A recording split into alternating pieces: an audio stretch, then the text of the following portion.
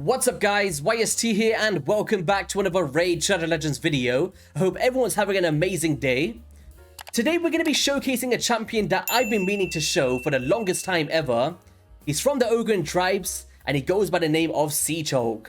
And if you're looking for an absolute tank, look no further than this dude because he doesn't even fit on the screen. But hopefully later on in the arena we can actually see his full aesthetics in action. But also guys, let me know in the comments, is this somebody that you have on your account? Where do you use them? Or is it simply a champion that you just want for your account down the line? So let's just go into his kit and what can this dude actually do? So starting with the A1 on the battering ram, he attacks one enemy and decreases the target's turn meter by 15% if the target is under a decreased defense or a decreased speed debuff. Now sometimes this could be a little bit annoying for some compositions out there, but because he places drop defense and decreased speed in the rest of his skill set, it actually coincides pretty well. And a 15% turn meter value without the requirement of books, because you're only getting damage here, there's no buff values. It's pretty nice here, right? 15%. On the thrashing fit, he places a 50% increased attack buff on this champion for 2 turns, just amplifying the damage before the nuke, and then will attack all enemies. Then has a 100% chance once booked of placing a 60% decreased defense debuff for 2 turns. Now in a perfect scenario, we'd love this decreased defense to be before attacking or whatever that may be. But unfortunately it's going to work in a way that he attacks the enemies and then applies the drop defense, so you don't get the full value of the nuking here. But when you speak about like a crossover of damage and decreased defense as a debuffer, it actually works out really well in your teams. On the A3 with the Siege Breaker, he places a 30% crit rate. That's actually really nice to alleviate some of those stats in case you can't reach the thresholds when you're building for maximum damage. But you will have to open up with this before the AoE. And then we'll also place a 30% increased crit damage buff on this champion for 2 turns. And then we'll attack one enemy. And in this skill, we'll place that decreased speed on a 100% chance once booked. And granted you've got the accuracy stats, you can see where the synergy could be really good for many places in this game. Now, one place that I actually felt he can have a lot of value away from the traditional stuff would be Astranix the Dark Fae. Reason being, he's doing a way to kill the mirror copies. I love that. He's placing a drop defense so you can nuke harder. He's got turn meter manipulation on the A1. Granted, it goes down to a 7.5% value due to the boss's passive, where it's reduced by 50%, but can still help you out. And then also doing a decreased speed as well, so he's covering so much bases for the mirror copy and also controlling the boss itself. In terms of the way that I built this champion today, we've actually put him in the Dark Phase gear of lethal gear. And this gives you crit rate plus 10% and ignores 25% of enemy defense. Now for players that don't want to invest their best gear on their account, that's just understandable. You can maybe look towards perception gear, getting accuracy and speed, and just getting those damage stats through substats to amplify his damage. And that could be a really cool way to reach the thresholds of those higher floors as well in the Doom Tower. Because if we have a look here, he actually does have a 24% crit rate over for Doom Tower battles, maybe for those secret rooms, or maybe just to add to the stats of your champions for where you're falling short. But for me personally, I'm usually looking for speed and stuff of that caliber. But we're going for like crit rate and crit damage all throughout. We've got crit damage on the gauntlets, attack percent on the chest plate, and then we've gone a speed on the boots. And you could go attack percent if you want to get more damage out of him. I just feel like a universal build is just optimal for this champion. Accuracy on the banner, we've gone crit damage on the amulet, and then we've also gone attack on the ring. And the masteries, we've gone down to the Helm Smasher, as you see here, trying to ignore some more defense to coincide with that lethal gear. And also, we've got some stuff like Ruthless Ambush, inflicting bonus damage for first hit on enemies. Whirlwind of Death to get more speed over the course of the battle, as he will be killing a bunch of enemies in the waves. And I just like this tree very well. But of course, you could maybe go for defensive tree, get some counterattacks out, and all of that good stuff. Or for bosses in particular, the War Master. So that is the gear, the stats, and the masteries and everything that I put on this champion. And in terms of overall stats, we've got pretty high HP. We don't want him to die, as his base defense is incredibly low at 760. Like, Really, really low. So keeping him alive could be a task here. 209 speed, but I might be upping this a little bit for the Dark Fae segment of this video. 100% crit rate, 280% crit damage, and decent accuracy to place our debuffs. So what I want to do to start off is, unfortunately the faction wars isn't open today, unless you want to wait 5 days. But I've actually managed to pre-record it for you guys. So here's a run of a decent team that I like to use. And you can see all of the ways you can utilize the skill set to just chunk through these waves. Full out barrage, getting through those enemies. It's a wonderful thing to see, I must say. Like, for me, I love him for faction wars. I genuinely use him in my main teams. But also in those secret rooms, like as an endgame player, it's hard to replace him with other nukers that I've got on my account. But I can definitely see where the value can come from for many players. We've got a bit of polymorph action going on here in the in the faction wars. It's like very rare for me to see that, but there we go. We've got to kill some sheep here as well. Nice damage coming through there. We don't have any increased attack on at the time of these damage, but hopefully we can see it against the boss. And one thing that really surprised me as well, guys, is that he can do nightmare campaign farming. Like, obviously there's champions such as Magna, amazing champion, or Gembo the Dishonored that could just do more brute force damage. But I was actually surprised at how well he can do in the nightmare campaign in the same build that you're seeing today. And it's actually really fast. I'd class it as a speed farm, but we go into that straight after this. I was like, no, please don't drop off Siegehulk. As you see here, we want to be implementing some survivability. So if you're trying to do the freestarts on the faction war boss, you don't have that problem, right? But as you see here, he's placing that decreased speed, allowing us to take more turns. And it's going to be the reason why we can freestart this without a problem here. And we haven't got any crazy support here. We've only got Ugo for some heals and stuff. But not a bunch of support. And as you see here, the most damage coming out from the Siegehulk. Even outperforming Skrank here, which actually surprised me. I just led straight into the stage 20 as well for anyone that likes to farm that stage, just to see how he can be utilized here as well. We had to keep the speed aura for faction wars, as I didn't have anything else from other champions. You're gonna see here the full barrage, and boom, almost 70,000 damage all around the board there. Pretty decent. Of course, if you have less of a hybrid build, you'll be seeing a lot more value in terms of damage output, but you'll be losing out on those debuffs, right? More sheep coming through. And look at that, almost 100,000 there on the left-hand side. Pretty decent damage output here. And I believe on this last wave, we do a lot of damage as well, if I can recall it correctly. I was like, damn, this is the reason why I keep missing out on this showcase. It's like, I want to showcase him, but Faction Wars is one of those key areas, and I just couldn't make myself do a video without showcasing this, right? All right, here we go. And nice. So we came through at 47 seconds, and I think that's really nice for the stage 20 of the Faction Wars. So briefly closing this off, let's just go into the campaign again. Nightmare 12-6. This is where I like to farm for XP. And you're going to see how quickly he can do this by himself with food champions here. There we go. Killing off that 190,000 damage coming from that A2. There we go. All right, they're taking a few turns here. And boom. The 200,000 again on that A2.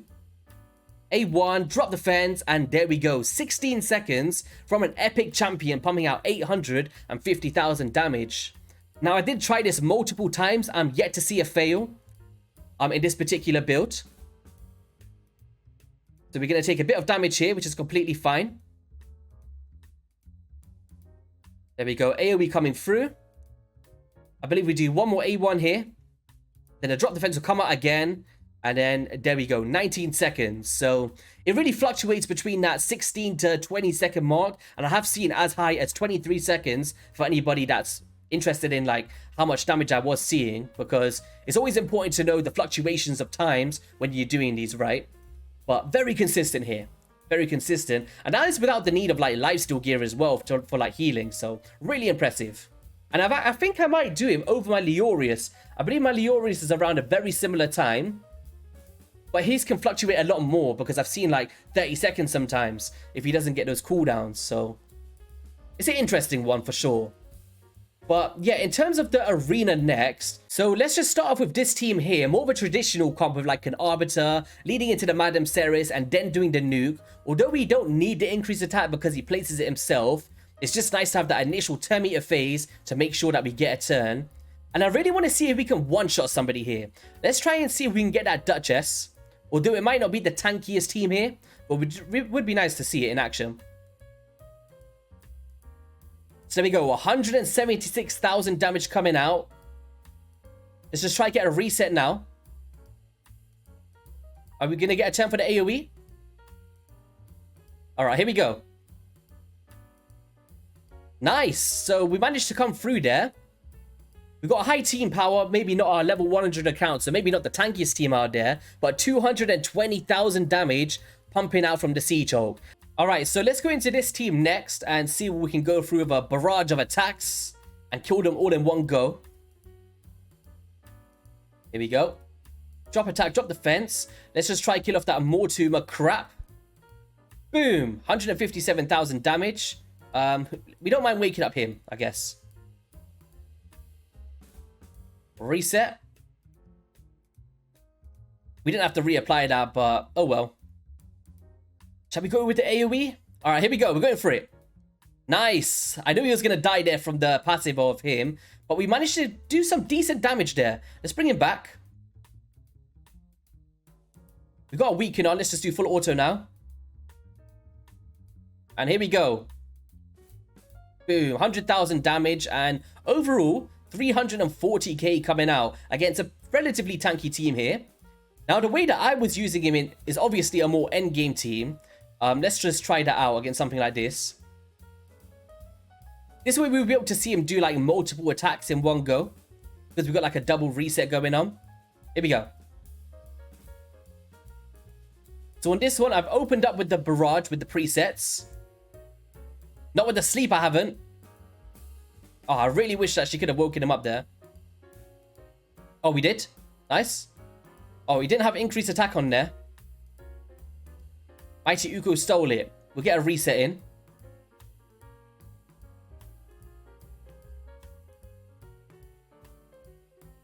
Alright, let's take up auto. Let's take up auto. Let's see if we can get another AoE in. Nice. Reset their cooldowns. Put this on again. Oh, no. Alright, just reduce some turn meter. We need to bring him back. Oh, here we go. This is the thing. He's not very tanky, right? There's a bit of an issue.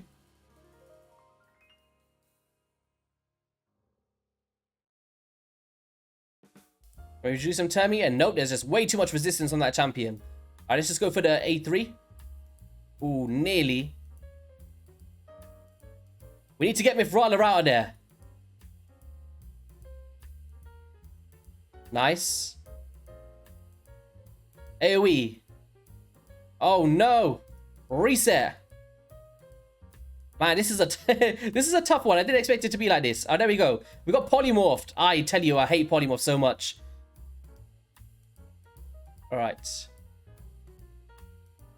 Got another AoE. Can we kill some more people? There we go. Oh no. It's going to be a close one.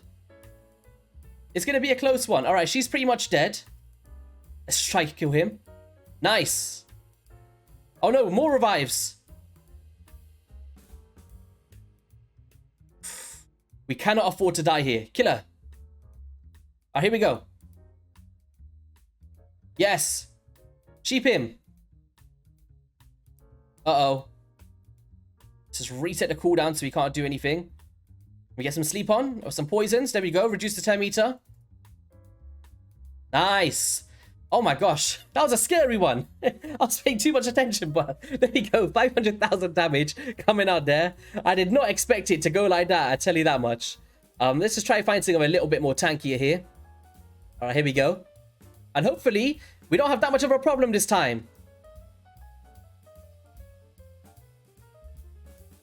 He's going to come through with AoE. Nice. The revive's going to come through. Oh no, we've reset the cooldowns. That's cool. Send that stun back. Siege Breaker. Boom. 140,000 damage. Reset the cooldowns. It's such a fun synergy, man. I love this. And there we go. So we kind of showed like a traditional team, Madam Sarah / Arbiter, something that many players like to use. And then also a team that I like to use as well. Of course, I'll be implementing Baron into that situation there. Another place that I really wanted to showcase was the Dark Fae, of course. I feel like he can shine very well there. But let's just quickly put some accuracy banners on him. Let's go Siegebreaker.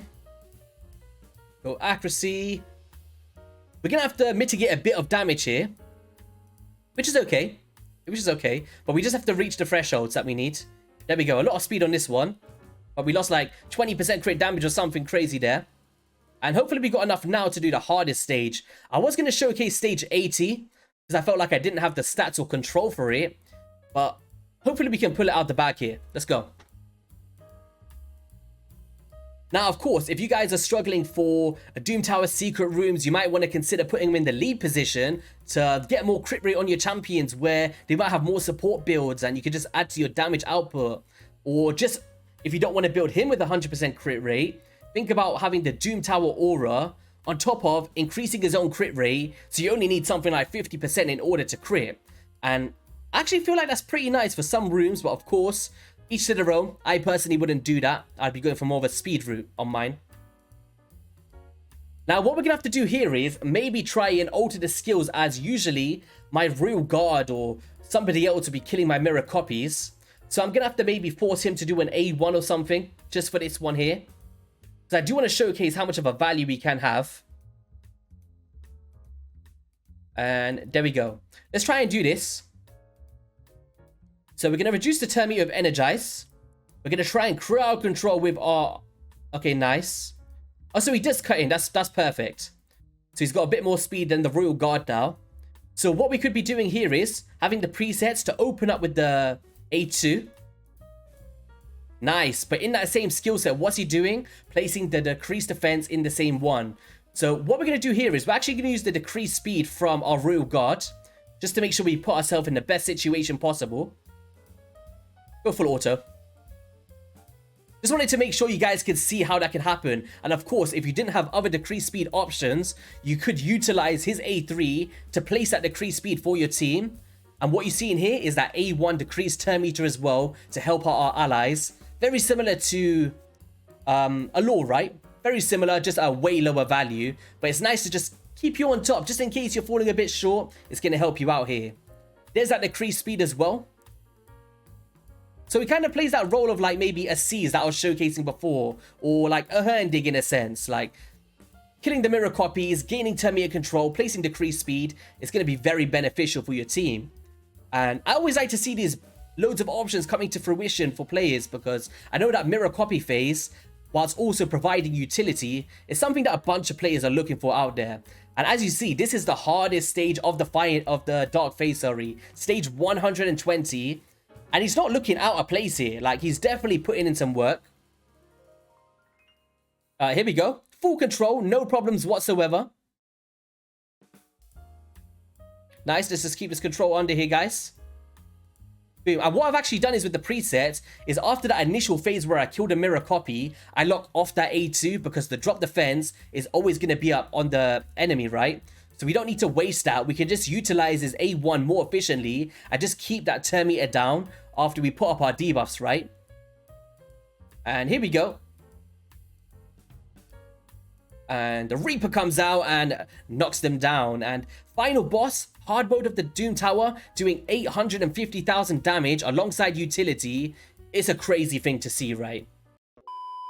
So yeah, guys, that is going to be all for today's video. If you did enjoy it, be sure to hit that like and subscribe button. We are trying to reach 30,000 and we're well on our road to get there. All thanks to your guys' support. I hope you have an amazing rest of your week, and I'll catch you guys in a video soon. Peace.